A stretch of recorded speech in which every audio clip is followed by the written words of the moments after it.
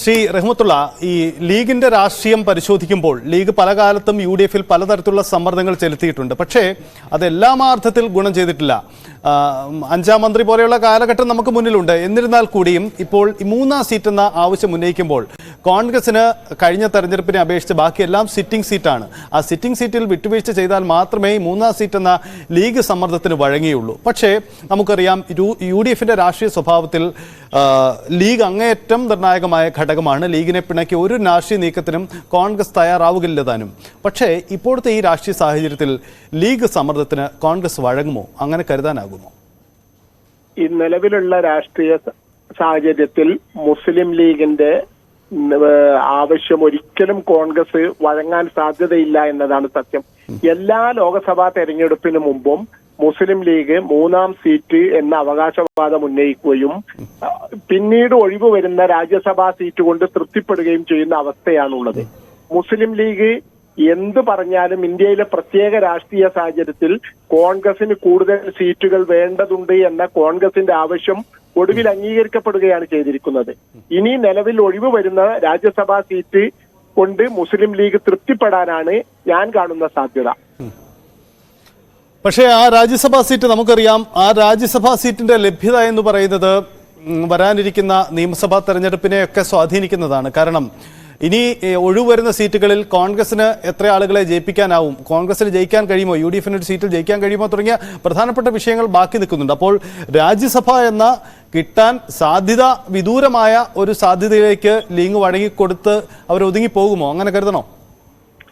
ഇപ്പോൾ നിലവിലുള്ള മുസ്ലിം ലീഗിന്റെ 2 ലോക്സഭാ സീറ്റുകളിൽ തന്നെ ആര് മത്സരിക്കണം എന്നതിനെ കുറിച്ച് പാർട്ടിയിൽ ശക്തമായ ആഭ്യന്തരമായ പ്രശ്നങ്ങളുണ്ട് എന്ന് നമ്മൾ മനസ്സിലാക്കണം. മാത്രമല്ല, മുന്നണി വിട്ട് ഇടതുപക്ഷത്തേക്ക് പോകണമെന്ന് പാർട്ടിയിലെ തന്നെ ശക്തമായ ഒരു വിഭാഗം വാദിക്കുകയും ചെയ്യുന്ന ഒരു കാര്യമുണ്ട്.